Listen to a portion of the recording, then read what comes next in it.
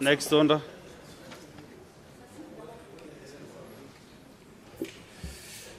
Order number 5, papers. Leader of the majority party. What is the point of order, Senator Kisang? Just a minute, Senator Majority Leader. But is it allowed, Mr. Speaker?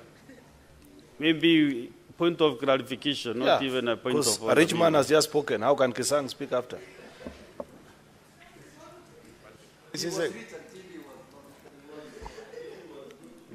Honorable Speaker, I've heard that you've said the motion of adjournment that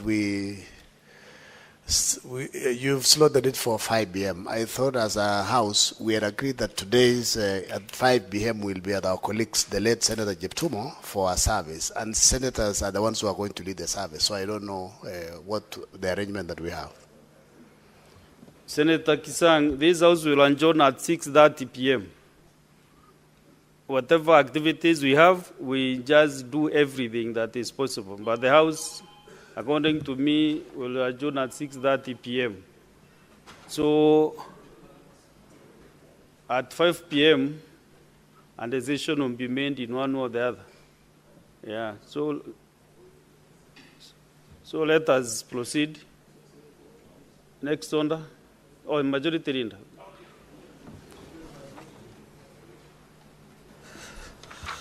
Mr. Speaker, sir, I beg to lay the following papers on the table of the Senate. Today, Wednesday, the 26th of February, 2025. These are the reports of the Auditor General on the financial statements of Bungoma County for the year ended 30th June 2024.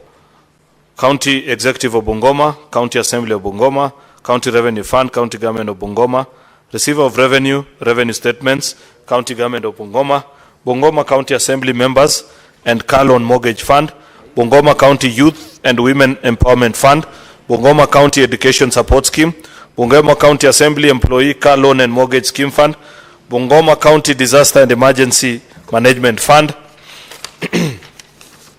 Bungoma County Trade Development Loans Fund, Bungoma County Climate Change Fund, Bungoma Municipality, Bungoma County Referral Hospital, Kimilili Municipality, Kimilili Sub-County Hospital, Cheptais Level 4 Hospital, Sirisia Level 4 Hospital, Webuye Level 4 Hospital, Bokoli Sub-County Hospital, Bokoli Sub-County Hospital, County Government of Bungoma, for the year ended 30th June 2023, Bokoli Sub-County Hospital, County Government of Bungoma, for the year ended 30th June 2024, Mount Elgon Sub-County Level 4 Hospital, Bumula Sub-County Level 4 Hospital, Chwele Sub-County Hospital, Naitiri Sub-County Hospital, County Government of Bungoma, for the year ended 30th June 2022, Naitiri Sub-County Hospital, County Government of Bungoma, for the year ended 30th June 2023, Naitiri Sub-County Hospital, County Government of Bungoma, for the year ended 30th June 2024,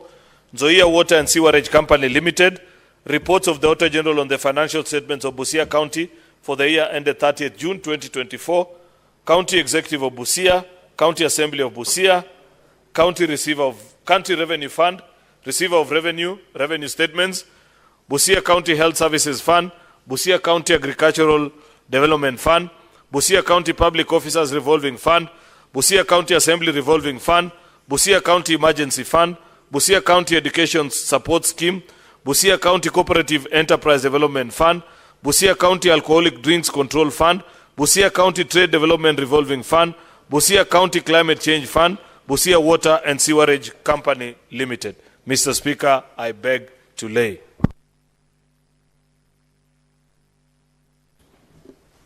Honorable Boni Karwal. Honorable Senators, we have a delegation visiting from this university. Honorable Senators, I would like to acknowledge the presence in the Speaker's Gallery and public galleries this afternoon, 80 students of Diplomacy and International Relations from this university. The students are led by Dr. Sylvia Murioki, a lecturer of Peace and International Relations, and the student leaders from the university.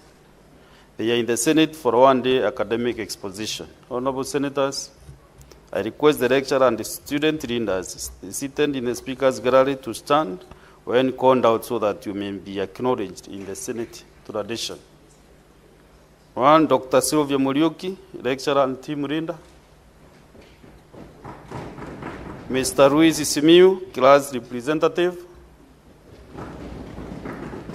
Ms. Consolanta Gishoro, class representative. Ms. Cresto Johali, class representative. Ms. Chantel Shizwende, class representative. Mr. Khalid Abdi, class representative. And last but not the least, Ms. Sharon Gekundi, also a class representative. Honorable Senators, in our usual tradition of receiving and welcoming visitors to Parliament, I extend a warm welcome to them, and on behalf of the Senate and on my own behalf, wish them a fruitful visit.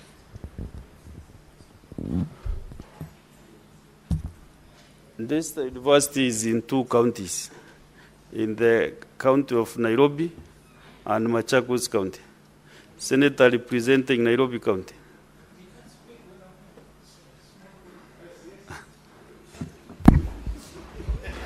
Thank you, Honorable Speaker. You're not wrong.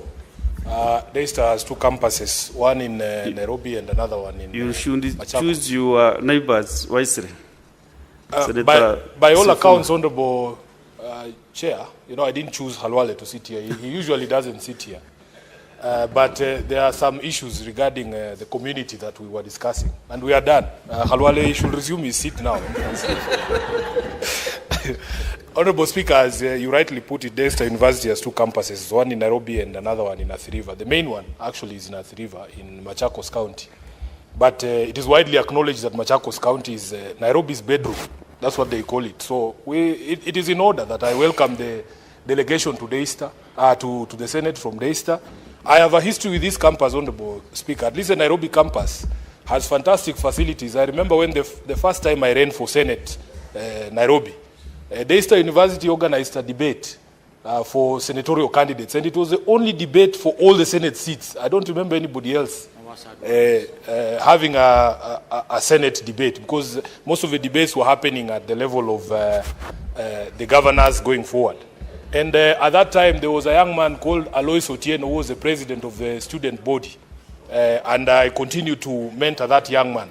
I would want him also, Honorable Speaker, to come and be the senator of Nairobi at some point, because I have been very consistent that I will not be the senator of Nairobi forever. And I am sure our colleagues agree that we must also mentor the young generation to also come and join us here. So I want to take this opportunity to welcome you to this Senate. I hope that some of you look like my voters, because, Honorable Speaker, you can tell a voter in Nairobi from very far. And I don't mean to disrespect any other voter from anywhere else. So I want to say thank you, and I hope that every day I do you proud as your senator. I hope that you will have a good visit, enjoy yourselves, and if there's anyone in this Senate who you would want to shake their hand out there, you let me know. I will make sure that I put in a good word for you, including the Speaker himself, so that when we go out there, we can shake hands and pass niceties to each other. I thank you, Honorable Speaker. Thank you, Senator Sifuna. I also want to notify them that they are the best university, Daystar University. My son went through that university and did international relations and security studies. And I can see he is not in boundary of wherever he is. So I want to encourage the students also to take up their positions rightly. Senator Zachary. Thank you. Thank you, Mr. Speaker. I felt that after those wonderful remarks that my Secretary General has made about Daystar University, and then you've commented, I also happen to be a beneficiary of Daystar University, because one of my younger sisters who went to school in Daystar when it just started ended up actually being the East and Central Manager of Total East Africa. So your university is a good institution, and I hope that you will continue to make sure that Kenya becomes a better country. And I wish you all the best in your education. Thank you, Mr. Speaker. Thank you. Next order.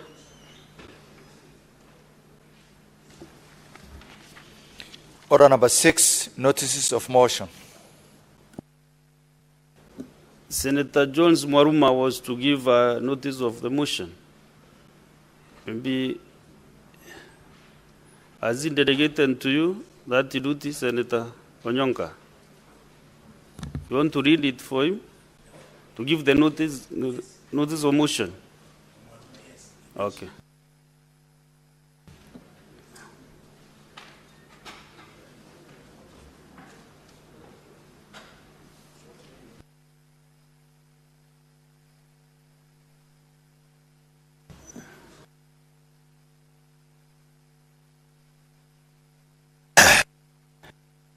Thank you, Mr. Speaker. This is a notice of motion for the establishment of a national teaching and referral hospitals in Kenya.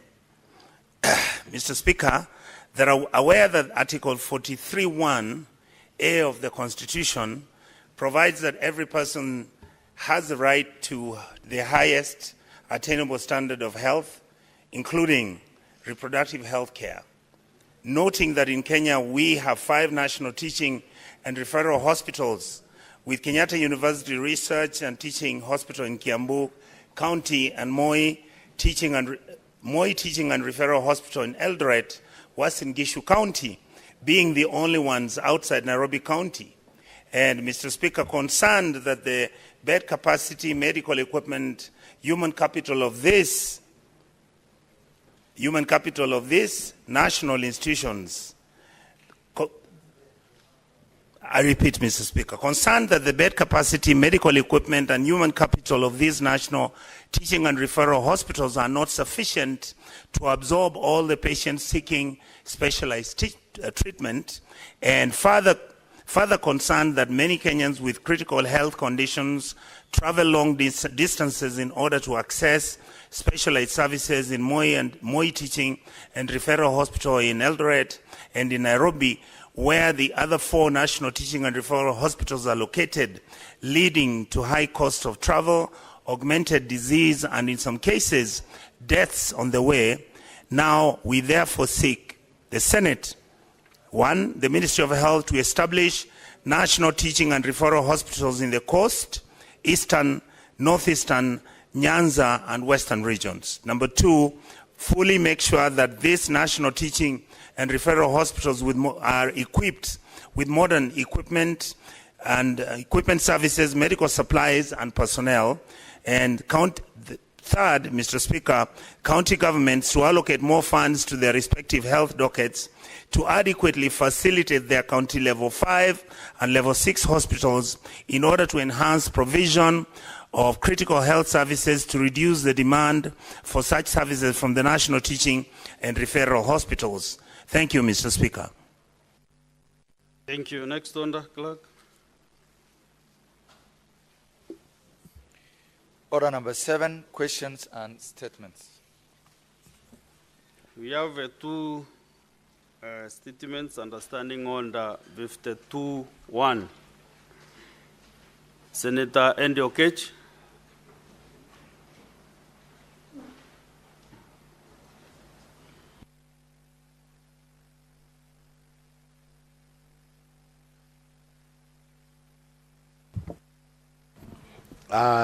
Thank you, Mr. Speaker.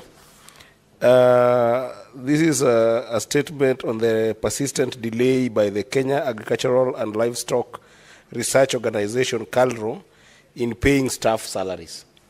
Mr. Speaker, sir, I rise pursuant to Standing Order number 52(1) to make a statement on a matter of general topic concern, namely the persistent delay by the Kenya Agricultural and Livestock Research Organization, KALRO, in paying salary. Mr. Speaker, sir, over the past year, KALRO employees across the country have experienced repeated delays in salary payments. Notably, January 2024, salaries were paid on February 16th. April 2024, salaries on May 9th, and May 2024, salaries were paid on June 12th. And on August 2024, salaries were paid on September 13th. In all these instances, the institution failed to provide any explanation to its employees as to why those delays were necessitated. Mr. Speaker, sir, although there has been no outright default in salary payments, these persistent delays have caused significant inconveniences and hardship. Employees with bank standing orders and other time-sensitive financial commitments have been particularly affected. And furthermore, Mr. Speaker, these delays have disrupted personal financial planning, often forcing employees to take loans which accrue interest they would have otherwise avoided. Mr. Speaker, sir, additionally, KALRO has failed to implement the annual salary increments that were due last year without any communication from management. The lack of clarity regarding these increments has further exacerbated employee frustration and dissatisfaction. Mr. Speaker, sir, the combined effort of delayed salaries and unimplemented salary increments has had a demoralizing impact on staff morale, particularly among scientists who play a crucial role in conducting applied and adaptive research to address the country's agricultural challenges. Mr. Speaker, sir, it is the fundamental responsibility of every employer, particularly a government institution, to ensure that salaries are paid on time. Mr. Speaker, this obligation is not merely a matter of goodwill. It is a contractual and an ethical commitment that reflects an employer's duty of care toward the employees. And therefore, Mr. Speaker, sir, I call upon KALRO to, 1, reform its salary processing system to ensure timely payment of salaries going forward, 2, implement the salary increment as per the agreed terms and conditions, and 3, review its communication structure and practices to enhance transparency and accountability, and hopefully the Senate will take notice of this going forward, given that agriculture is devolved. I thank you, Mr. Speaker. Senator Seki.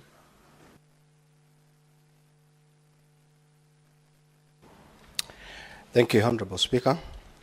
A statement on the recognition of the service of late Mr. Samuel Kaitwai. Honorable Speaker, I rise pursuant to Standing Order 52.1 to make a statement on a matter of national and international concern, namely the recognition of the service of the late Mr. Samuel Kaitwai, a young police constable who died on the line of duty while serving as part of the Kenyan-led and United Nations-backed multinational security support mission to Haiti. Mr. Speaker, sir, first and foremost, I wished to express my heartfelt sympathy and condolences to the family and friends of the late Mr. Kaitwai during this difficult time. Mr. Kaitwai was a committed and courageous officer who made a ultimate sacrifice to the service of both his country and Haiti, where he was working tirelessly to help restore peace. Mr. Speaker, sir, Mr. Kaitwai tragically lost his life on the Saturday, 23rd February 2025, after being shot during a security operation in response to a distress call from residents of Port Soudan area in Haiti, who had been suffering under the control of heavy armed gangs. His death is the first casualty of the multinational security support mission since its deployment in June 2024, and serves as a stunt reminder of the extreme dangers faced by those who served in peacekeeping missions around the world. It underscores the urgent need for enhanced support and protection to those risking their lives for global peace and stability. These officers need to be adequately armed and equipped to carry out their mission safely and effectively. Mr. Speaker, sir, I trust that the government is doing all that is within its powers to ensure the safety and dignity repatriations of the body of Mr. Kaitwai to Kenya. This must be done swiftly and without unnecessary bureaucratic delays. Furthermore, I call upon the government to advise reasonably financial assistance, to provide reasonably financial assistance to the bereaved family who have now lost their primary breadwinner. It is utmost importance that the government fulfill its moral obligation to demonstrate the nation commitment to honoring the sacrifice made to the state. Mr. Speaker, sir, I salute the service of this fallen hero. His bravery and ultimate sacrifice will forever be reminded. Thank you, Honorable Speaker. Next one. Oh, no. Still we are under statements. Senator Dr. Mboni Kalwale, what is it you want clarified? The statement was Thank you for the opportunity, Mr. Speaker. Under 52.1, you know the yes. standing orders very well. Small clarification. Mr. Speaker, the House will recall that we made a resolution here that gave effect to these young people to go to Haiti. Mr. Speaker, if you allow me, and if you permit, so that we demonstrate respect for life and respect for those ones who are still in the field, we honor this young man with 1 minute of silence, Mr. Speaker. So, Senator Mboni Kalwale, are you giving instructions or you are communicating to the chair to consider? Mr. Speaker, I was bringing it to your attention. Mr. Speaker, it's very sad. If we had had more time to intervene in these statements, Mr. Speaker, I would have asked the government not only to underwrite the costs as requested for the senator. Now you have no opportunity to do that. But Mr. Speaker, I would have asked for full compensation. Can you put the request properly? Yes, so my request, Mr. Speaker, is 2 things. One, if you allow, request the House to observe 1 minute of silence. That's enough. No 2 requests, only one is for this afternoon. So, honorable senators, let us stand and observe a 1 minute silence to honor the departed police officer. Wake up the majority leader. We are standing up.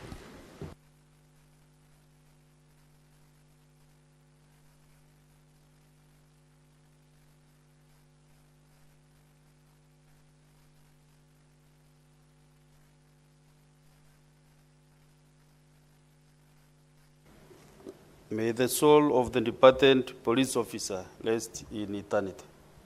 Amen.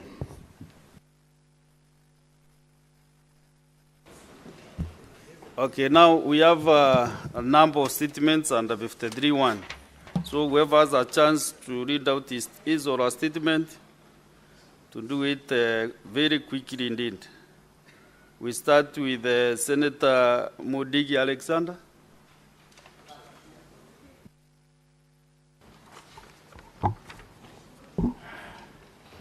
Request for statement on the administrative challenges in the Social Health Authority. Mr. Speaker, sir, I rise person to standing under 53.1 to check a statement from the Standing Committee on Health regarding the administrative challenges affecting the operation of the Social Health Authority, sir. Mr. Speaker, sir, on 12 November 2024, the acting chief executive officer for SAR was suspended for 19 days to allow investigations into his contract and performance. The prolonged vacancy in this critical leadership position has raised concerns among key stakeholders, including patients, staff, and the general public. In the statement, the committee should: 1. Explain the reasons for the delay in appointing the CEO of the SAR and provide a timeline for the expected appointment.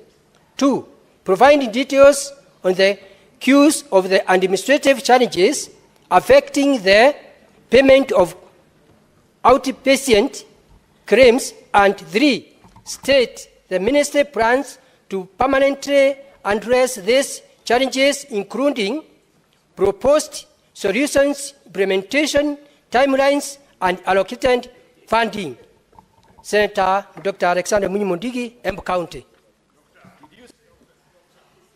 Next, Senator Esther Okenyuri, MP.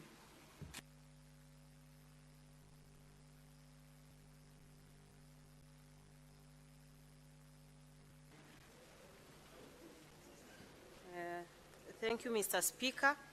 Request for statement on allegations of child trafficking in government health facilities and informal clinics.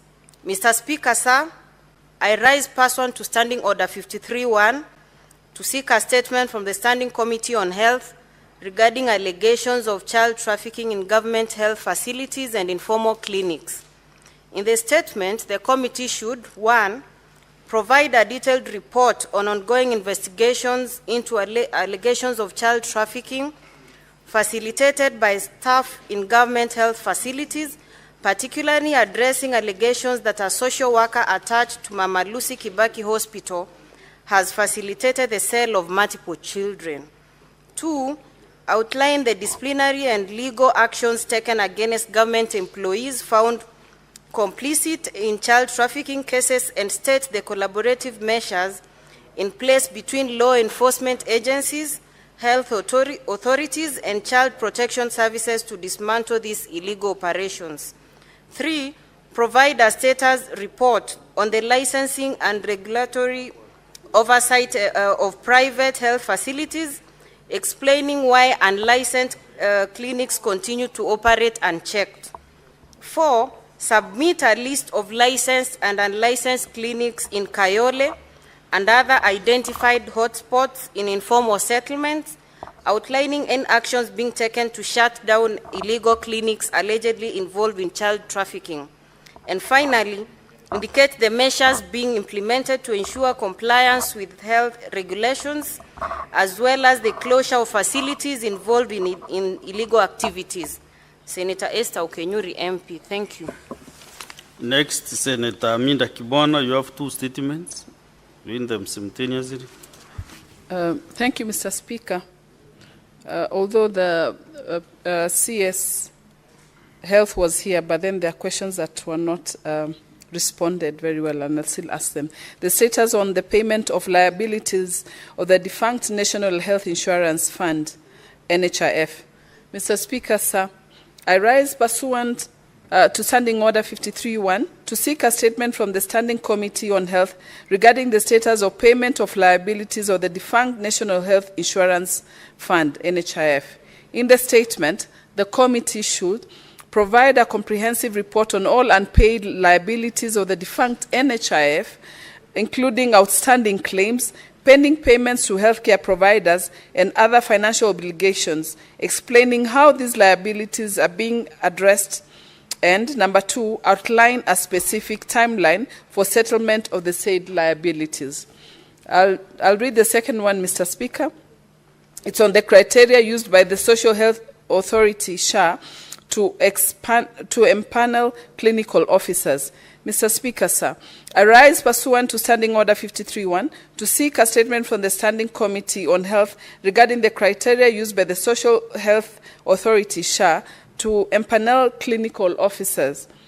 Mr. Speaker, sir, concerns have been raised that SHA only recognizes clinical officers affiliated with the Kenya Medical Practitioners, Pharmacists and Dentists Union, KMPDU, leaving out the rest, including those affiliated with the Kenya Union of Clinical Officers, KUCO, KUCO. This this has far-reaching implications as it places an unfair financial burden on millions of Kenyans, especially in rural areas who have to pay cash to access healthcare services as trusted health facilities operated by the excluded clinic officers. In the statement, the committee should explain the criteria used by the SHA to empanel clinical officers and their respective facilities, addressing the concerns that only clinical officers affiliated with KMPDU as recognized. And number 2, outline any measures in place to ensure that all qualified clinical officers and their respective health facilities are empaneled to facilitate seamless access to healthcare services across the country by everyone registered with SHA. I thank you, Mr. Speaker. Next is Senator Samson Chalagay.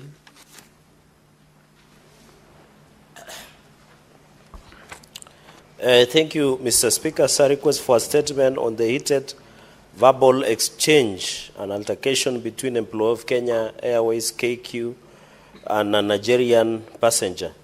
Mr. Speaker, sir, I raise pursuant to Standing Order 53.1 to seek a statement from the Standing Committee on Trade, Industrialization and Tourism regarding the heated verbal exchange and altercation between the employee of Kenya Airways KQ and Nigerian passenger at Jomo Kenyatta International Airport JKIA on 3rd February 2025.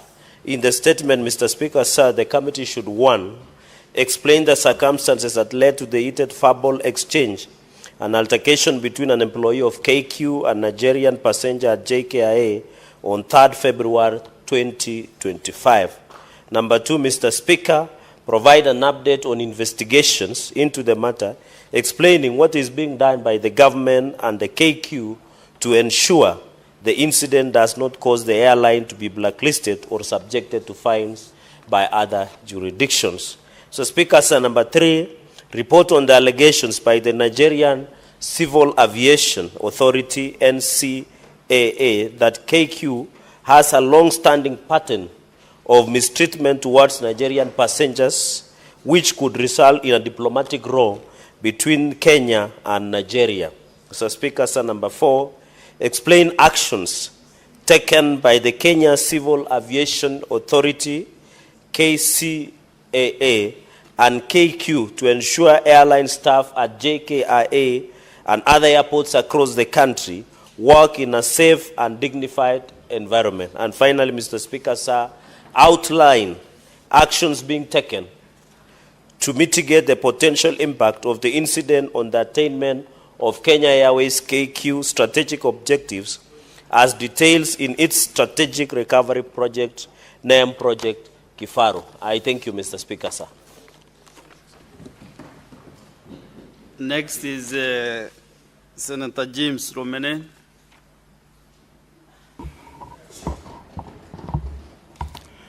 Thank you, Mr. Speaker, sir. I stand on a request for a statement on the construction and upgrade of vital roads in Turkana County. Mr. Speaker, sir, I rise pursuant to Standing Order 53.1 to seek a statement from the Standing Committee on Roads, Transportation and Housing regarding the construction and upgrade of Lomut Lokwamosing, bracket B18, and Ginyang Lokori Lokicher Road, bracket A10, roads in Turkana County. Mr. Speaker, sir, these roads are vital for opening of Turkana County to the rest of Kenya and play a key role in facilitating access to market, health care, education, and other vital services for the Turkana people. Despite their importance, these roads are still earth roads in many sections and are often rendered impassable by heavy rains. In the statement, the committee should 1. Explain delay in implementing the Ginyang Lokori Lokicher A10 and Lomut Lokwamosing B18 road construction projects whose designs were completed in 2013 and 2016 respectively.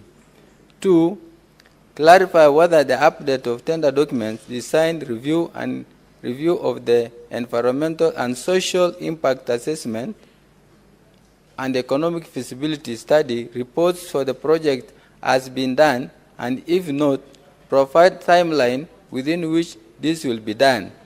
3, provide a timeline for the commencement and completion of the projects, outlining measures put in place to ensure timely implementation. And 4, outline any steps the government is taking to address the potential adverse impacts of the projects as identified during the environmental and social impact assessment. You have 2 statements. Yes, sir. Proceed and read the other one. Okay. Thank you, Mr. Speaker. I request a statement on surging waters of Lake Turkana in Turkana County. Mr. Speaker, sir, I rise pursuant to Standing Order 53-1 to seek a statement from the Standing Committee on National Security, Defense, and Foreign Relations regarding the effort caused by surging waters of Lake Turkana in Turkana County. Mr. Speaker, sir, the alarming rise in water levels in Turkana County has submerged homes, roads, schools, and health facilities, displaced countless families, destroyed farmlands and grazing areas, and disrupted livelihood dependent on fishing and trade. Additionally, the increased presence of crocodiles has turned the lake into a danger zone with multiple fatal attacks reported. It is deeply concerned that despite the severity of crisis, no comprehensive assessment report has been presented by the relevant authority. The Kenya Meteorological Department has yet to provide an updated advisory on factors contributing to this unprecedented rise. Similarly, the National Disaster Management Authority has remained unresponsive, failing to deploy necessary emergency response measures, thus leaving residents vulnerable. In the statement, Mr. Speaker, the committee should 1, provide a report on the causes of rising water levels in Lake Turkana and the proposed mitigation measures. 2, direct the National Disaster Management Authority to offer emergency relief, relocation plans, and protective measures for affected persons. And finally, outline the measures in place to prevent future environmental hazard leaks to rising water bodies. Thank you, Mr. Speaker, sir. Okay. Senator Seki Orekanar. Thank you, Honorable Speaker. A request for a statement on recruitment discrepancies in the 2023 Kenya Defence Forces recruitment exercise. Mr. Speaker, sir, I rise pursuant to Standing Order 53-1 to seek a statement from the Standing Committee on National Security, Defense, and Foreign Relations regarding irregularity observed during the 2023 Defense Forces recruitment exercise, particularly affecting Ruben Ngige Modhoni, ID number 36754818, a resident of Ngaimurunya Ward, Kajiado North, Sub-County, Kajiado County. Mr. Speaker, sir, during the recruitment exercise at Ngong Stadium, the complainant was shortlisted and issued with a confirmation letter to report to the recruitment center. However, despite having his biometric and identification documents taken, he has never received any further communication, nor has his identification card been returned. In the statement, the committee should provide a list of candidates by name, nationality, nationality card, home county, and sub-county who were selected across all recruitment centers during the 2023 National Recruitment Center in the country. Obtain and review the final list of successful candidates who have completed training at the Defense Academy, including details of their respective posting. Cause an inquiry into circumstances under which the complainant was issued with a recruitment letter differing in content from that of his peers, particularly regarding the acknowledgement of ID and ID card retentions, and examine the protocol followed during the collections of identification documents and fingerprints and determine whether the procedure was informally applied to all candidates. Thank you, Honorable Speaker. Thank you. The statement by Senator Milaj Abdullahi, she has delegated that responsibility to Senator Minda Kibwana, and also Senator Geduku has done the same to Senator Minda. So, Senator Minda Kibwana, you read the statements. The statement, one statement for Senator Miraj, and the two statements for Senator Joseph Geduku.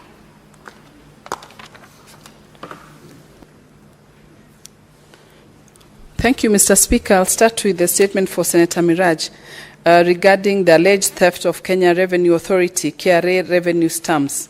Mr. Speaker, sir, I rise pursuant to Standing Order 53.1 to seek a statement from the Standing Committee on Finance and Budget regarding the alleged theft of 9,686,358 excise duty stamps from the custody of the Kenya Revenue Authority, KRA.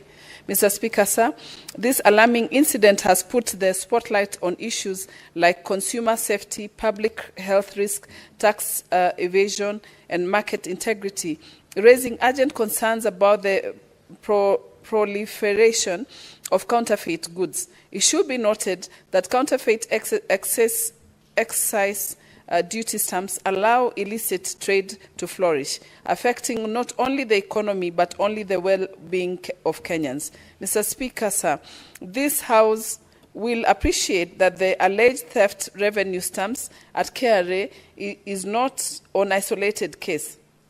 In September of 2024, hundreds of title deeds were stolen from the government printer by unknown persons. As we speak, no further information has been provided regarding the outcome of the investigations and the mitigation put in place to avoid recurrence, or whether investigations were carried out at all.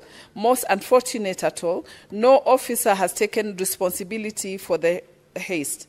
In the statement, the committee should investigate and report to the Senate the possible existence of tax evasion ring that may have infiltrated the Kenya Revenue Authority KRA systems, putting into jeopardy the government's tax collection measures. Number two, outline any measures by KRA to mitigate the infiltrations of its system that is prone to sabotage, resulting in flooding the Kenyan market with counterfeit dangerous goods that have adverse health risks to Kenya. And number three, furnish the statement with a report regarding the safety of goods sold in the market, any firewalls erected by the KRA against tax cheats, and most importantly, the actions that will be taken against the masterminds of the haste, as well as any strategies to guard against a repeat of a similar occurrence in future. Senator Miraj Abdallah, nominated senator.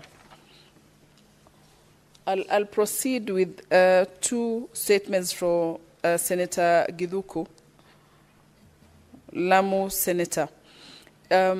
One is regarding the status of early childhood development education and technical and vocational education and training, TVET in Lamu. Mr. Speaker, sir, I rise pursuant to Standing Order 53.1 to seek a statement from the Standing Committee on Education regarding the status of implementation on early childhood development education, ECDE, and technical and vocational educational and training, TVET, in Lamu County.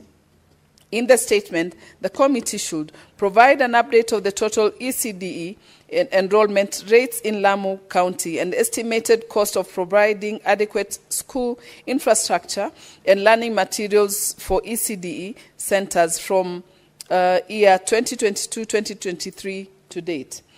Outline number 2, outline the annual budgetary allocation of the education sector from financial year 2022-2023 to date, specifying the allocation and expenditure for ECDE programs, county vocational training centers, and the recently scrapped county bursaries and scholarships.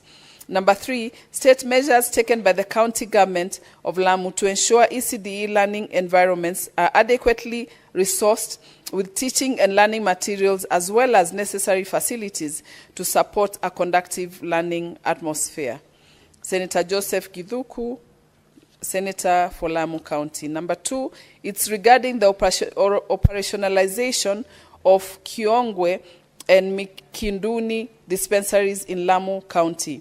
Mr. Speaker, sir, I rise pursuant to Standing Order 53-1 to seek a statement from the Standing Committee of Health regarding the operationalization of Kiongwe and Mikinduni dispensaries in Lamu County.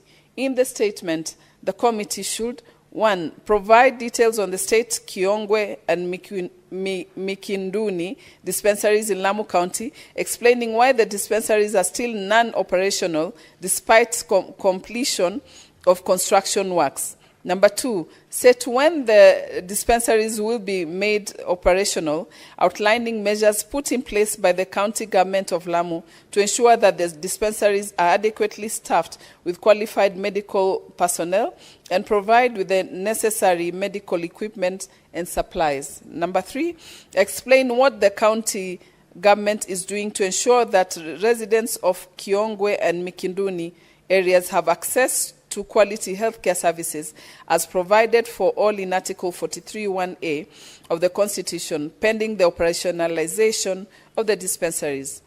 Senator Joseph Githuku, MP Senator for Lamu. I thank you, Mr. Speaker. Okay, good. Next is Senator for Taita Taveta County, Senator Jones Mwaruma.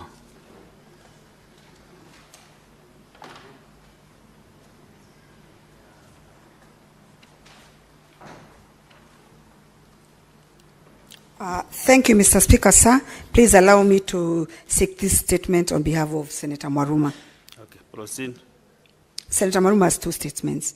1, requests for a statement on the status of compensation for victims of human-wildlife conflict. Mr. Speaker, sir, I rise pursuant to Standing Order 53(1) to seek a statement from the Standing Committee on Lands, Environment and Natural Resources regarding the status of compensation for victims of human-wildlife conflict in Taita Taveta County. Mr. Speaker, sir, during a ceremony held on 12th July 2023 at Voi in Taita Taveta County, the then Cabinet Secretary for Tourism and Wildlife, Honorable Penina Malonza, announced that the government had released Kenya shillings 908 million to compensate victims of wildlife-related accidents across the county. In the statement, the committee should, 1, provide a report on all claims concerning human-wildlife conflict from 2014 to date, including details on the nature of claims, incident dates, claim submission dates, amounts claimed, and payment dates, while also clarifying on the disbursements of Kenya shillings 51.1 million allocated to 350 victims from Taita Taveta County. Specify the standard duration of claim settlement and outline measures to be taken against the Kenya Wildlife Services if payments exceed the stipulated period. Number 3, present an update on all payment and pending claims, reasons for non-payment, and the expected timelines for settling outstanding claims. And number 4, provide a status report on the Kenya shillings 322 million previously promised to settle claims dating back to the 1990s and the progress of the Wildlife Compensation Insurance Program, highlighting the annual budget allocation for compensation for compensating victims of human-wildlife conflict. Senator Jonas Maruma, MP, Senator for Taita Taveta County. The second statement, Mr. Speaker, sir, is a request for statement on boundary alteration between Taita Taveta and Kajiado counties. Mr. Speaker, sir, I rise pursuant to Standing Order 53-1 to seek a statement from the Standing Committee on Devolution and Intergovernmental Relations concerning the alteration on 4th day of July 2020 of the boundary between Taita Taveta County and Kajiado County at Rombo Ranch in Taita Taveta County by the county governments of Taita Taveta and Kajiado County. In the statement, the committee should 1. Explain whether due process and the rule of law were followed in the alteration of the said boundary and provide details of any registered boundary dispute that informed the boundary alteration. Number 2, submit copies of the public participation exercise as envisioned in the Article 232(1)(d) of the Constitution, which informed the decision, including the names, national identity card numbers, dates, and venues where the exercise was conducted in the 2 counties of Taita Taveta and Kajiado. Number 3, confirm whether the boundary realignment and alteration are legally binding and outline the steps required to revert the original boundary demarcation if necessary. Number 4, disclose whether the changes were deposited at the Survey of Kenya offices, the Independent Electoral and Boundary Commission, and other related bodies. And number 5, recommend appropriate remedial steps in the boundary alteration is found to have been conducted unlawfully. Senator Jones Maruma, MP. Thank you, Mr. Speaker. Thank you. Next is Senator Richard Onyonka. You have 2 statements. Thank you. Thank you, Mr. Speaker. Mr. Speaker, I requested a statement on the delayed payments to facilitators of the 2024 Kenya Certificate of Secondary School Education, that is KCSE examinations in Kisii County and the Republic of Kenya. Mr. Speaker, sir, I rise pursuant to Standing Order 53-1 to seek a statement from the Standing Committee on Education regarding the delayed payments to supervisors, invigilators, and examiners of the 2024 Kenya Certificate of Secondary School Education examinations. Mr. Speaker, in the statement, the committee should, 1, provide reasons for the delay by the Kenya National Examination Council, NEC, to pay these supervisors, invigilators, and examiners who are engaged in the administering and marking of the 2024 KCSE examination, and particularly specifying the actions being taken to resolve this issue.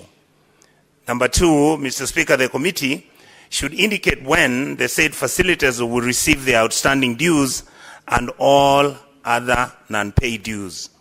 Number 3, the committee should outline measures in place by the Ministry of Education and the Kenya National Examination Council to prevent occurrence of similar delays in the near future. Thank you, Mr. Speaker. Mr. Speaker, my second statement is a request for a statement on the status of pension schemes for all former employees of the Kenya Pyrethrum Board, Kenya Medical Research Institute, and all other state corporations. Mr. Speaker, I rise pursuant to Standing Order 53 to seek a statement from the Standing Committee on Labour and Social Welfare regarding the status of pension schemes of former employees of the Kenya Pyrethrum Board, the Kenya Medical Research Institute, KEMRI, the Technical University of Kenya, Kenyatta National Hospital, and other state departments and corporations. Mr. Speaker, sir, it is imperative that the government fulfills its obligations to retirees of our country who have dedicated their service to this nation. Mr. Speaker, delayed pensions payments and the mismanagement of these retirees' funds has significantly affected their well-being, and many of them, as you may note, Mr. Speaker, are most probably unwell because they are aged and old. Number 2, Mr. Speaker, I would want the committee to clarify the pension management framework of former employees of all state departments and corporations, including some of the defunct corporations, indicating whether these schemes are now fully funded or not, and addressing any ongoing disputes which may be taking place right now. And last, Mr. Speaker, on this same matter, I would want the committee to have a remitted pension contribution schedules of these delayed payments of our workers. Number 3, I would want the committee to outline any measures the government is taking to ensure that all eligible former employees of our government and state corporations are actually receiving their pensions and benefits without any further delays. Lastly, Mr. Speaker, I would want the committee to provide details of any legislative or policy reforms aimed at addressing inefficiencies and gaps in the pension system for employees in our state by the KK government. Thank you, Mr. Speaker, for giving me the opportunity. Next is Senator Professor Tom Ojenda. You have also 2 statements. Thank you, Mr. Speaker.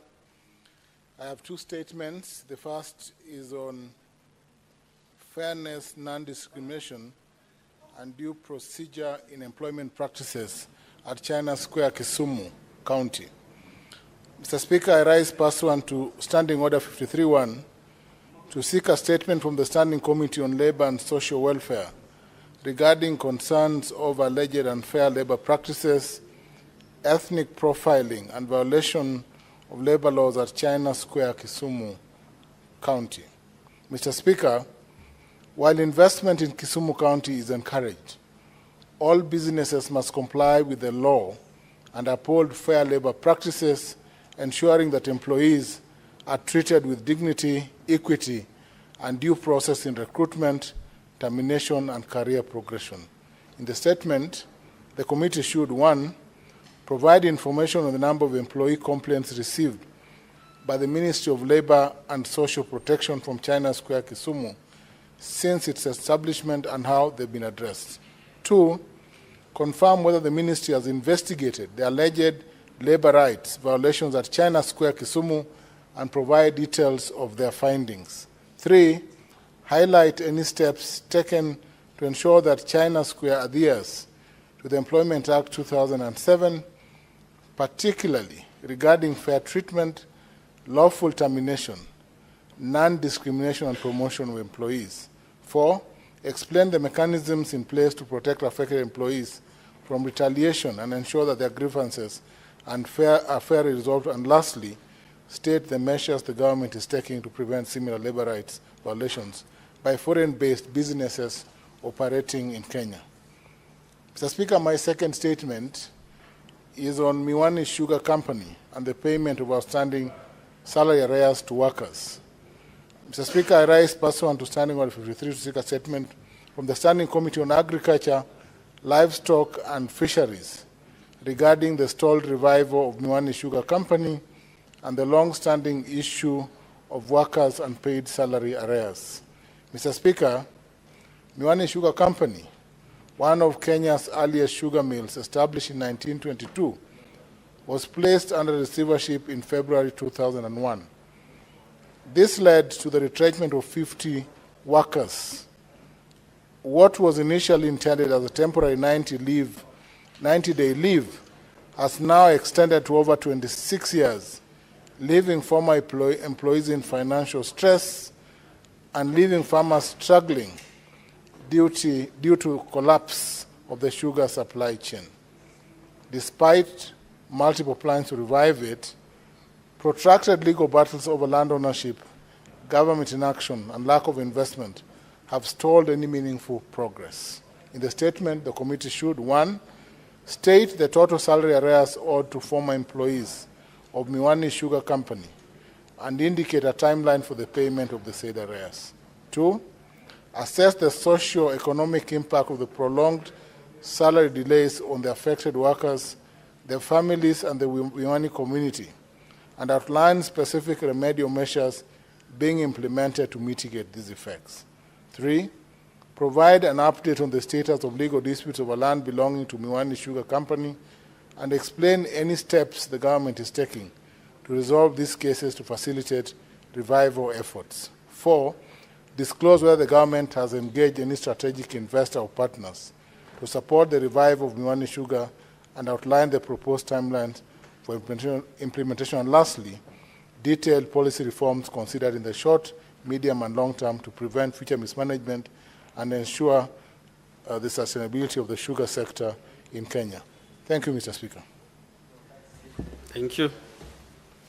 There are two statements by Senator Wambua Enoch.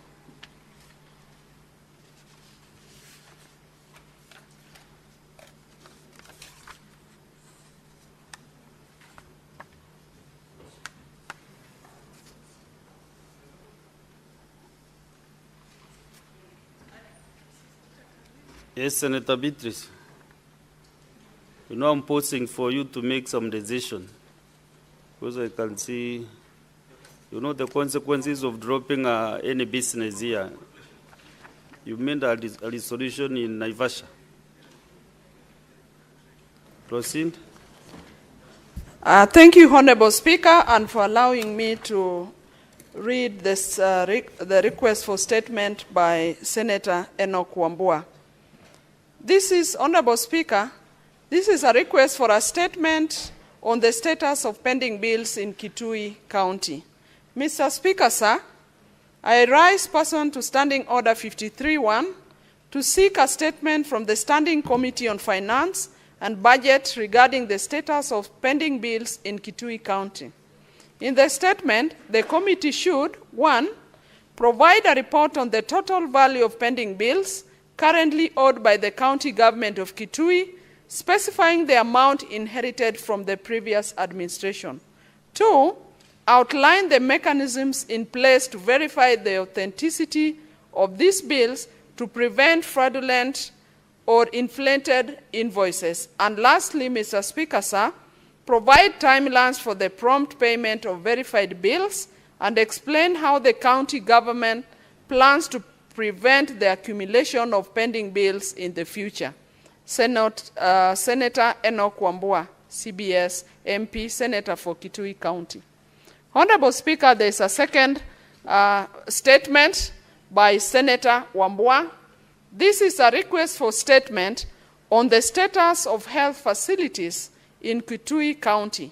Mr. Speaker, sir, I rise pursuant to Standing Order 53-1 to seek a statement from the Standing Committee on Health regarding the status of health facilities in Kitui County. In the statement, the committee should, 1, provide the total number of health facilities in the county, categorized by classification, and indicate which are operational and which are non-operational. 2, explain the reasons for the frequent shortage of essential drugs and the inefficiencies in their distribution across county public health facilities. 3, list the number of staff working under the county health department with year-by-year data from 2013 to date. 4, outline the annual county budget allocation for the health department from 2013 to date. And lastly, Mr. Speaker, sir, disclose the total amount of revenue generated from health facilities as part of the county's own source revenue from 2013 to date. Senator Enoch Wambua, MP, Senator for Kitui County. Thank you, Mr. Speaker, sir. There is also a statement by Senator Beatrice Ogora.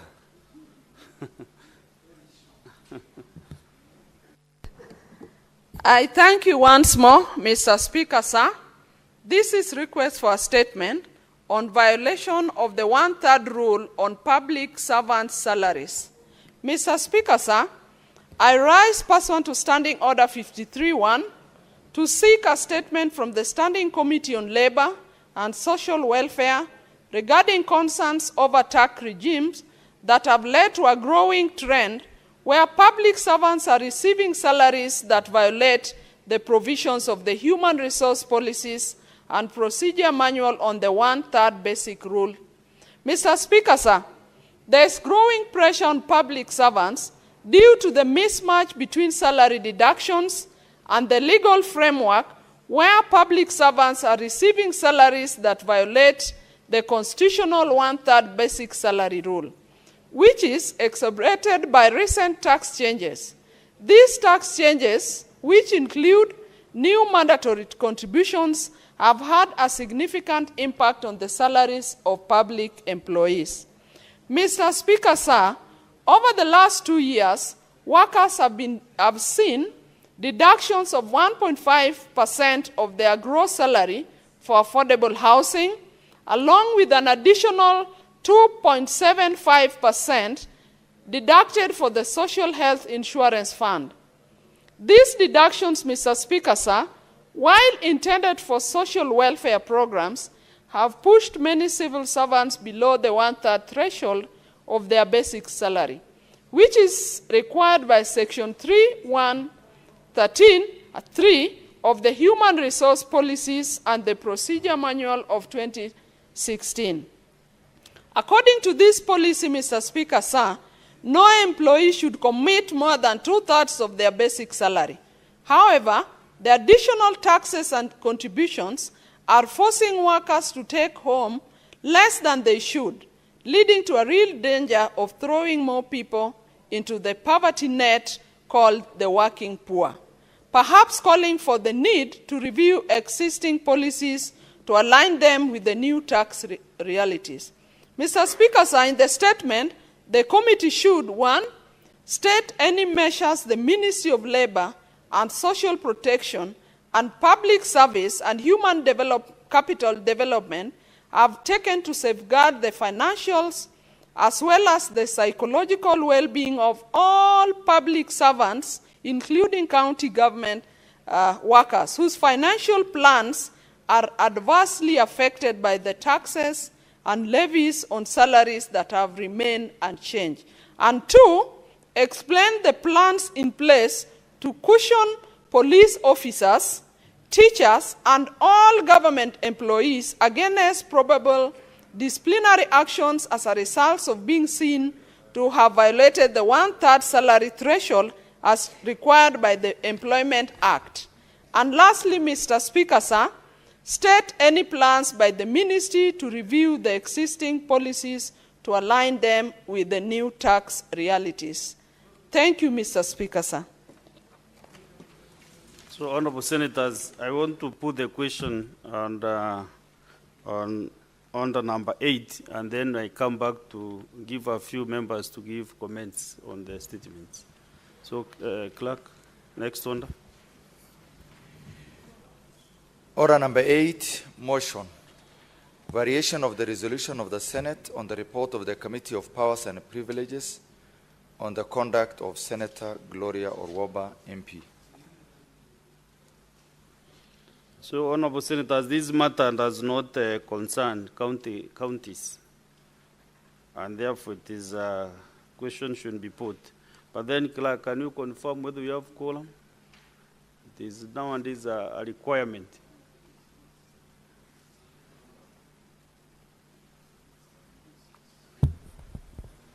Okay.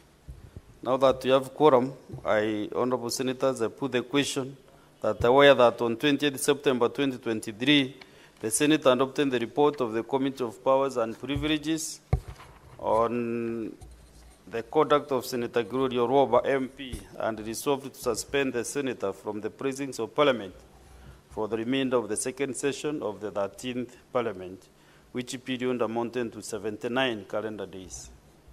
Cognizant that Senator Orwoba subsequently sought judicial intervention, obtaining a court order and staying the implementation of the Senate's resolution until the matter was determined, and the High Court, in its judgment delivered on 15 January 2025, dismissed the petition, thereby reinstating the suspension. Considering that Senator Orwoba has shown a considerable level of remorse, and that following the communication by the Speaker on Wednesday, 12 February 2025, on the implementation of the resolution of the Senate, on the report of the Committee of Powers and Privileges on the conduct of Senator Gloria Orwoba, MP, the Senator was apologetic for her conduct.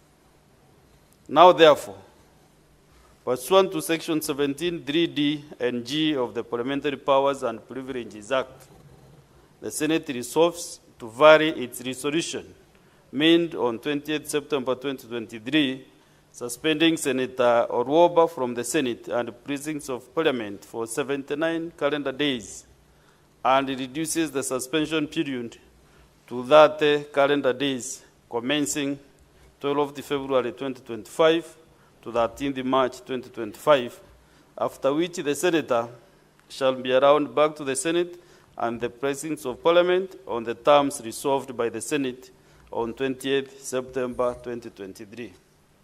Will as many as of that opinion say aye? Aye. Will as many as of a contrary opinion say nay? The ayes have it. Now we go back to a few comments. We start with the Deputy Minority Whip, Senator Sifuna Edwin, Watenya.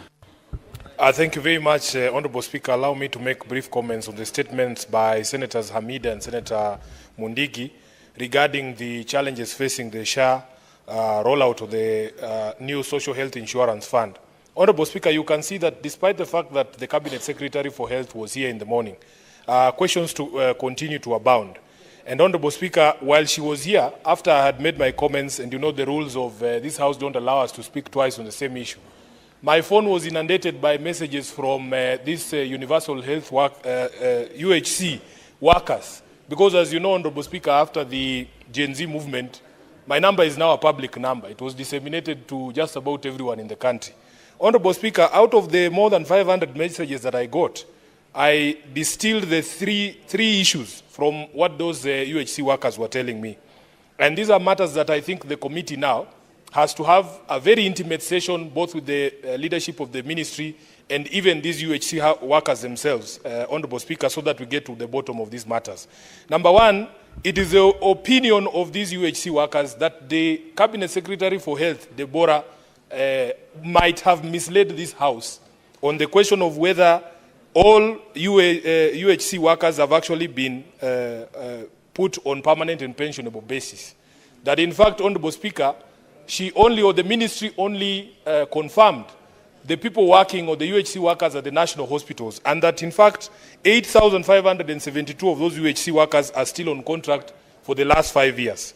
Honorable Speaker, this is a matter that the committee must get to the bottom of and report to this House. Number two, Honorable Speaker, it emerged that UHC nurses have been on strike for 3 weeks, Honorable Speaker, demanding to be put on similar terms to their colleagues who are working in these national institutions. And Honorable Speaker, they are saying that the ones who are not put on PNP, although they do the same work, in fact they face the same workload, they are being paid up to a quarter of what their colleagues are earning because of the status. Honorable Speaker, they also told me that they have not been paid gratuity since the days of Corona in 2020. These are the messages that I received on my phone. And I'm hoping, Honorable Speaker, that when the committee sits down to deal with these questions from Senator Hamida and Senator Mundigi, that they will deal with this issue. Lastly, Honorable Speaker, I could also discern from those messages that the UHC workers are saying that there was a supplementary budget that was passed in the National Assembly for absorption of UHC workers. They just want to know, where did that money go? And unfortunately for me, Honorable Speaker, I had already spoken and I didn't get opportunity to ask that question directly to the CS. But now that this matter has come up again and it is being committed to the Committee of Health, I would want to encourage the Committee of Health led by Senator Mandako. Let him invite these UHC workers in the same room as the Cabinet Secretary, because, Honorable Speaker, the only way to get to the bottom of the truth when there is blame game, and they're also saying they're tired of the blame game between the government of Kenya, the ministry, and all other players. Can we have all these people in one room with the minister and let them get to the bottom of these issues? I thank you, Honorable Speaker. Senator Wakoli David. Members, just under 2 minutes, kindly, because there are so many members who want to make comments, and there is also some business to transact. In the next 10 minutes, we should be through with this, the comments. Thank you, Honorable Speaker, for this moment you've given for me to equally ventilate on the weighty matters as have been discussed by our able Minister for Health. Honorable Speaker, I want to concur with members that the UHC matter has been a thorn in the flesh of Kenyans for over now 10 years. And every time this matter arises, Honorable Speaker, we always see the Council of Governors and the Executive, the Ministry of Health, hold up in meetings discussing matters of UHC, and when things bubble out and get out of hand, then the Senate is called to mediate and get a solution. Time is up, Honorable Speaker, that the Senate takes its position to stamp its authority and demand that when matters dealing with devolution are being discussed at a meeting called a summit, we need our witnesses there so that we don't end up looking like morticians in the entire process. We need to be servants of the people who mediate a process with finality, with expectations that can be met, and not this merry-go-round that we see here today, Honorable Speaker. The matters of health volunteers or CHPs, Honorable Speaker, is a matter that is clearly known. And we cannot keep silent when these things are out of order. And I want to assure honorable members that as a member of the Committee of Health, we will not leave any stone unturned, but to ensure that we give the necessary support to the ministry and ensure that the part of the bargain by the county governments. Because, Honorable Speaker, when you look at the entire debate, it is the minister and the permanent secretaries who are firefighting on this matter. But health is devolved. The county governments are silent. They are not stepping up to be counted, and we shall equally put them to task to ensure that it's not only the national government that is asked questions and answers, but the county governments must equally stand up to be counted. Thank you, Honorable Speaker. What is it, majority leader?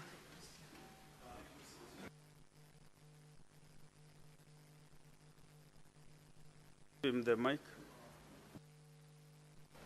Mr. Speaker, I beg for your indulgence. I noticed that earlier when our colleague Senator Lomonen did request that we have an adjournment motion, you slated it for 5 o'clock. But I want to bring it to your attention that at 5 o'clock we have a service at the home of our departed colleague, Senator Cheptumo, where many of our colleagues will be going to. Therefore, I want to plead with you, Mr. Speaker, understanding order number 1, if you could vary that decision so that perhaps we can start at quarter past 4, possibly, so that by around 5 when we finish, many of our colleagues, then we can join the rest of our colleagues who are already gone to Senator Cheptumo, the late Senator Cheptumo's home for that service. So I want to plead with you, Mr. Speaker, that you allow us, if you so permit, that we begin discussing the adjournment motion by Senator Lomonen at 4:15. I thank you, Mr. Speaker. Majority leader,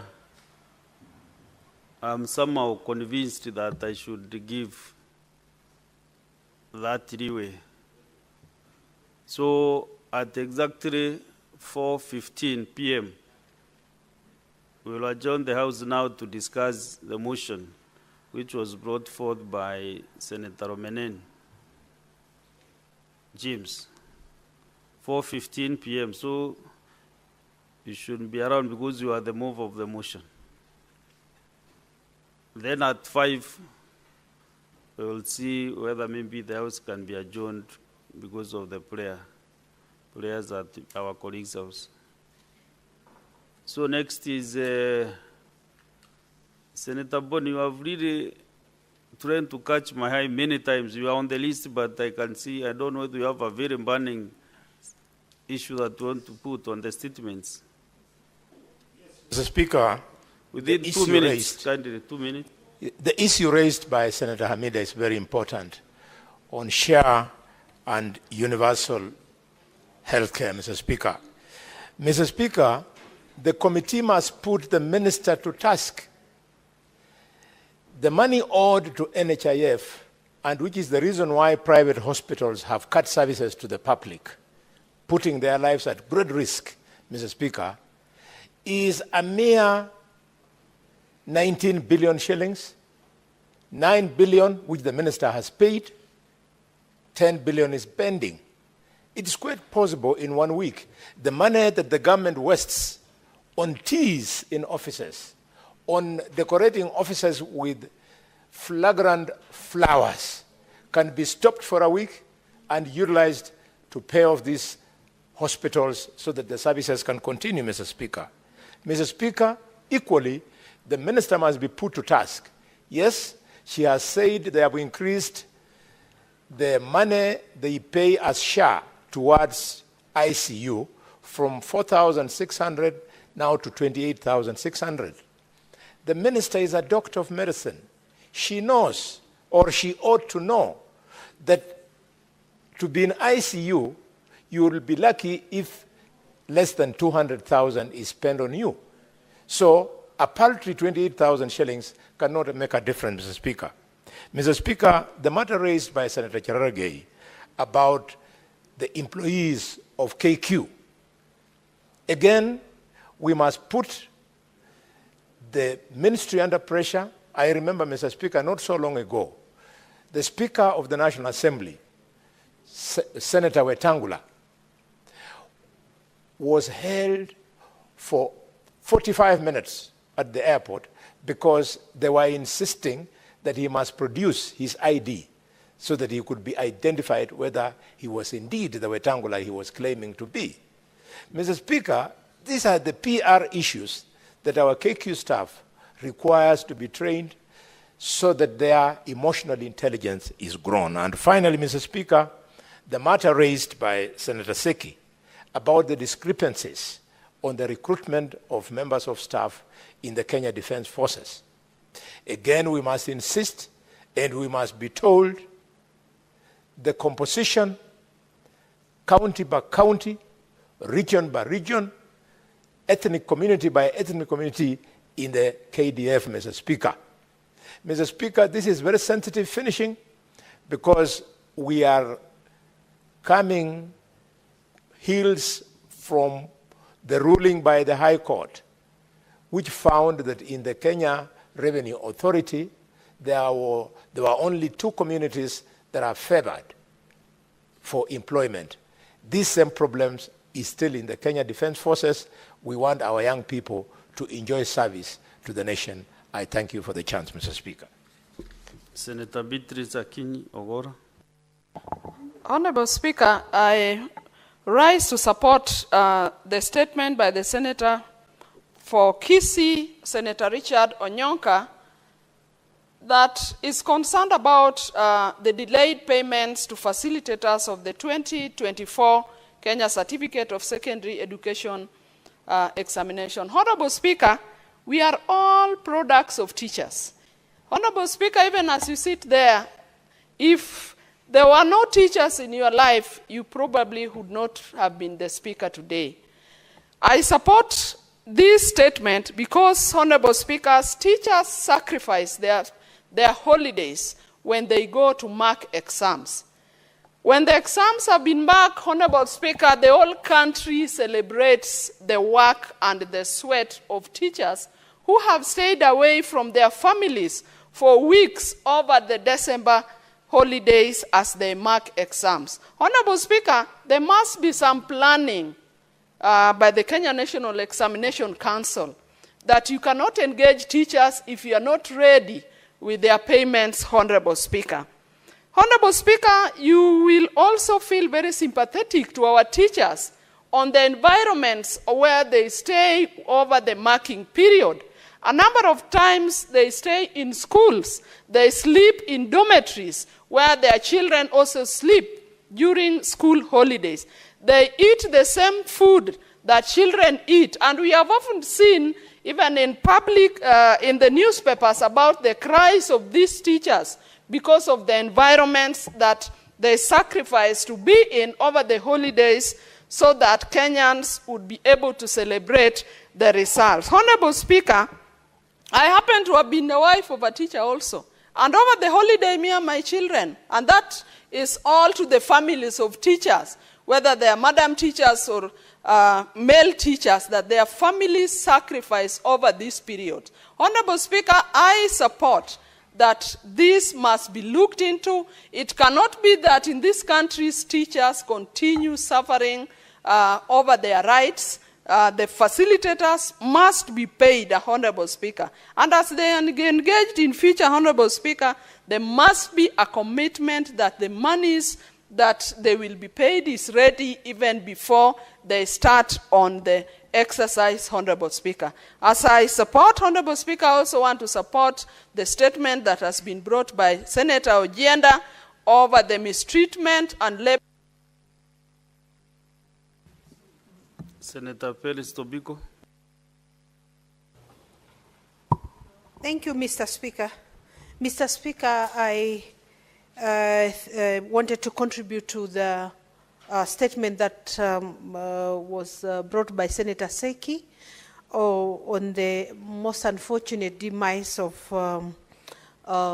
Samuel Kaitwai, an officer who was with a team of police officers who were at Haiti. Mr. Speaker, this very young man, less than 30 years old, has left a very young family, Mr. Speaker, and he was the only breadwinner of the family. Mr. Speaker, we thank the government for coming out openly about the loss of this officer. But, Mr. Speaker, for Kenyans to appreciate the role these people have played, our officers have played in peacekeeping missions, we call upon government to support this family. The family has, he had left a house that he was building. He has left very young kids, Mr. Speaker, and we ask for this family to be supported. Mr. Speaker, because I can see the light has gone off, Mr. Speaker, I also needed to mention, because I have been mentioning at the floor of this house, there is even no road to go to the home of this young man, who is my relative and he's my neighbor, Mr. Speaker. Can road even be graded so that we are able to go and give this young officer a decent burial, Mr. Speaker? Let the government even just do grading of the road from KAG going to Naserian, Mr. Speaker, because there is no road. Mr. Speaker, this is the embarrassment that we face every day, to be associated with bad roads, bad infrastructure that needs to be addressed. Mr. Speaker, those who will carry that body to that place, I don't know whether they are going to fly, but we don't have a road. Is it a county road or a national road?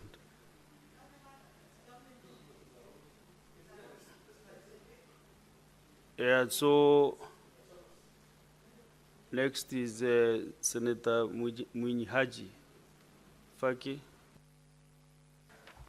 Asante Mheshimiwa Spika kwa kunipa fursa kuchangia taarifa ya kuhusiana na kucheleweshwa kwa mishahara kwa shirika la Carlo ambayo imeletwa bungeni na Senator Eddie Okech, Senator wa Migori. Mheshimiwa Spika, ni aibu kwamba shirika la serikali kama Carlo linashindwa kulipa mishahara yake kwa wafanyaji kazi kwa wakati kama inavyolazimisha sheria. Mheshimiwa Spika, tumeona kwamba katika maombi ya taarifa hayo ni kuwa mishahara imeweza kuchelewa kuanzia mwaka jana Januari.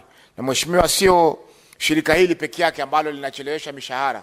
Kuna shirika la Posta, Mheshimiwa Spika, Postal Corporation of Kenya, ambao limekuwa linachelewesha mishahara. Mheshimiwa Spika, nikizungumzia hivi sasa mshahara wa mwisho ambao walilipa ulikuwa ni mshahara wa mwezi wa 8 mwaka 2024 kwa wafanyakazi wake. Kwa hiyo Mheshimiwa Spika, ni aibu mashirika kama haya kuendelea kuaibisha serikali wakati wale ambao wako katika mamlaka ya mashirika haya wanashindwa kulipa mishahara ya wafanyakazi ambao wanajitolea kufanya kazi kuanzia tarehe 1 mpaka tarehe 30. Mheshimiwa Spika, ningeomba kuwa katika kuchunguza masuala haya ya Carlo ijumuishwe pia shirika la Posta, ili wao pia waweze kuja kujieleza hapa ni kwa nini wanachelewesha mishahara ya wafanyakazi wao kwa muda wa miezi 4 au miezi 5.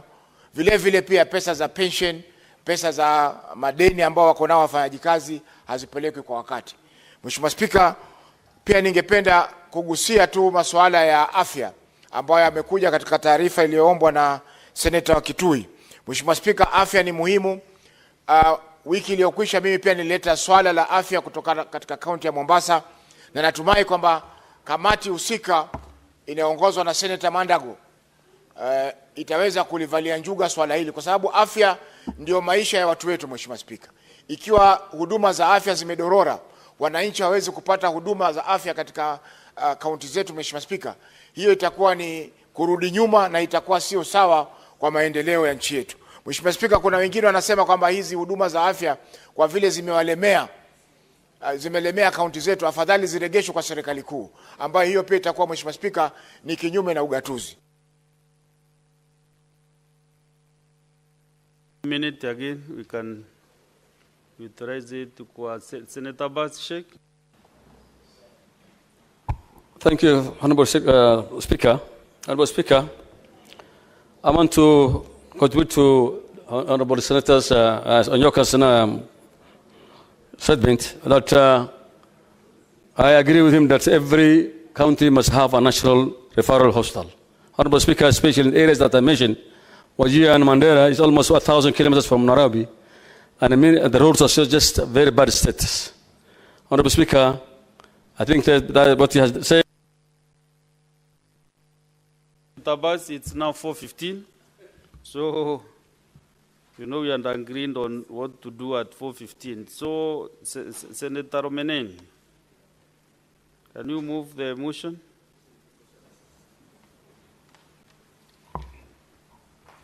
Mr. Speaker, I beg to give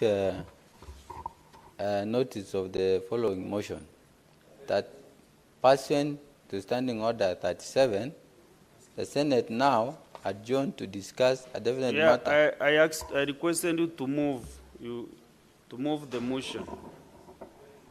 Okay, I beg now to move the motion, Standing Order 37. The Senate now adjourned to discuss a definite matter of national importance, namely the killing of Kenyan fishermen and Mukat in Todonyang area on Saturday, 22nd February 2025, that allegedly left at least 25 Kenyans unaccounted for and 15 boats belonging to Kenya fishermen stolen.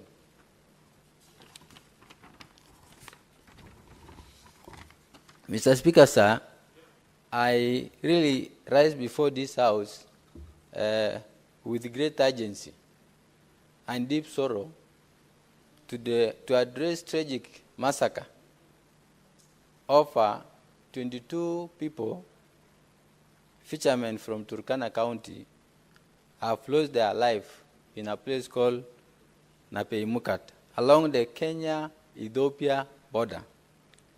This heinous attack, Mr. Speaker, was perpetuated by Dasanach militia and Ethiopia Special Forces on Saturday, 22nd February 2025.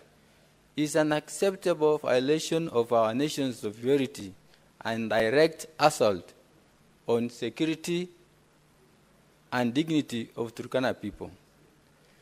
This call for an urgent visit by CS Interior Onesimus Murkomen, accompanied by DIG Eliud Langat, GSU Commander Transon Lolumodonoi, and Rift Valley RC Abdi Hassan on 24th February 2025. During these visits, Mr. Speaker, the security measures and the way forward were mandated to RC Regional Commissioner Abdi Hassan in close collaboration with Turkana County Commission, Julius Kafita. Mr. Speaker, reports indicate that killings in Natira and Lepeimukat near the Ethiopian military base in Morpus were masterminded and executed by Ethiopia military with support of Ethiopia's special forces at the Dasanash community in a well-planned attack to kill and dump, Mr. Speaker, to kill and dump the bodies into the lake. As a matter of fact, more than 22 Turkana fishermen were brutally murdered in cold blood and dumped into the water. So far, little efforts have been made to retrieve their bodies for proper handing over to the grieving loved ones who remained in deep sorrow after losing their family breadwinners, discarded like garbage into the lake. Mr. Speaker, in addition, intelligence sources confirm that the Ethiopian military has been evacuating the Dasanash community from Lopei Mukat, Namorpus, Salany, Kalam village to IDP camp in a place called Omrata town. Consequently, thousands of Dasanash militiamen have recruited alongside Ethiopia's soldiers and have taken strategic position along the border of Namorpus and Salany, less than 20 kilometers from Kenya's ESU base, and in Lopemkat, Kenya, which is Kenya's land, Mr. Speaker. They are heavily armed, fully prepared for the aggression. The objective is clear: to destabilize Turkana North and wipe out our people. Armed with sophisticated weapons, Mr. Speaker, they are anticipating possible retaliatory action and are ready to launch further attacks. Mr. Speaker, despite the gravity of this situation, the response from the government has been grossly inadequate. During the recent visit of CS Murkomen to Todonyang and subsequent talks between Kenya security and Ethiopia, local administration and its military, the Ethiopian Special Forces have only agreed to return stolen boats, motorbike, and 2 guns of NPR, while refusing to discuss the retrieval of bodies, our slain countrymen. The deliberate disappearance of bodies is a calculated strategy to erase evidence, tactic previously unseen in cross-border attacks. Honorable Speaker, credible intelligence suggests that another attack on Todonyang could happen within 5 days or even sooner. The Ethiopian military and Dasanash militia are fully prepared for war, and other actions demonstrate a total disregard for peace and diplomacy between the two countries, Kenya and Ethiopia. To secure, Mr. Speaker, the country border and protect innocent civilians, I call upon this Senate and national government, Minister of Interior, to take the following urgent measures. First, deployment of security forces. Immediate deployment of Kenya Defense Force and additional security personnel to strategic locations along the volatile Turkana-Ethiopia border. 2, rapid response and rescue operations. Formation of specialized security and rescue team to retrieve the bodies of victims dumped in Lake Turkana and to provide urgent medical attention to survivors. 3, Mr. Speaker, sir, strengthening National Police Service, NPR, enhancing community security by increasing and equipping NPR personnel.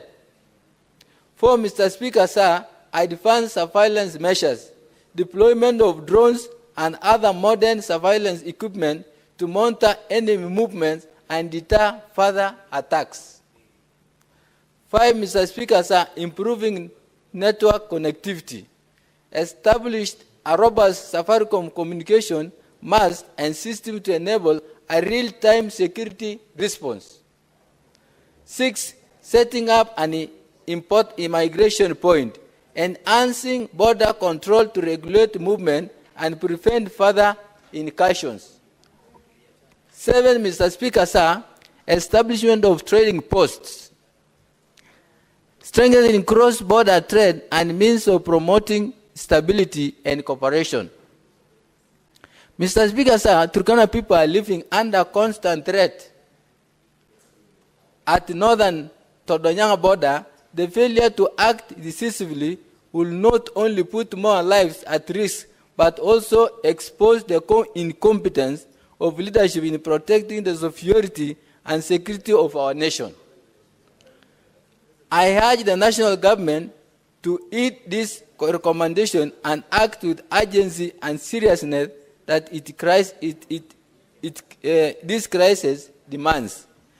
Mr. Speaker, sir, I extend my heart condolences to these people who are still have anxiety of receiving their their loved ones who have been thrown in the water. Mr. Speaker, sir, I remain committed to pursuing justice, ensuring the retrieval of people's bodies, and advocating for local security measures to end these senseless killings. The people of Turkana deserve to live in peace and dignity. Thank you, Mr. Speaker, sir. I move the motion, Mr. Speaker, sir. Who is seconding? Cherengei. Senator Chalagay, 5 minutes.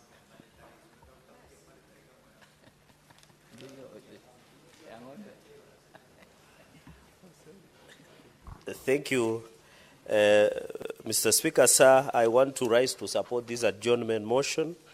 And Mr. Speaker, on the onset, I want to pass my deepest condolences to the families, friends, and the great people of Turkana for the tragic losses of more than 22 Kenyans that we lost, and there are unaccounted for 15 boats that are yet to be recovered. Mr. Speaker, I treat this as a terrorist attack.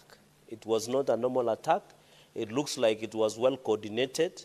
And therefore, Mr. Speaker, I want to challenge the National Homeland Security, the Kenya Defense Forces, the National Intelligence Service, Mr. Speaker, and all other organs that are in security apparatus to move with speed and pursue these criminals. I don't want to imagine these are ordinary Ethiopians, Mr. Speaker. These are terrorists, because many years Ethiopia and Kenya have shared this border in a cordial manner, Mr. Speaker. And therefore, we extend our deepest condolences, Mr. Speaker, call upon the KDF, Mr. Speaker, to swing into action, the Internal Security Ministry, Mr. Speaker, the National Intelligence Services, and you have seen we have made great strides, especially in northern Kenya, where there is proper collaboration among many agencies in fight against Al-Shabaab. Mr. Speaker, I expect that even the African Union and East Africa community to treat this attack as terrorist attack. Mr. Speaker, you remember the case of Sudan, when they attacked the America, and many years Sudan was being blacklisted until they compensated the Americans that were killed in terror attack, and even the Libya case of Lockerbie, Mr. Speaker, where Muammar Gaddafi had to compensate.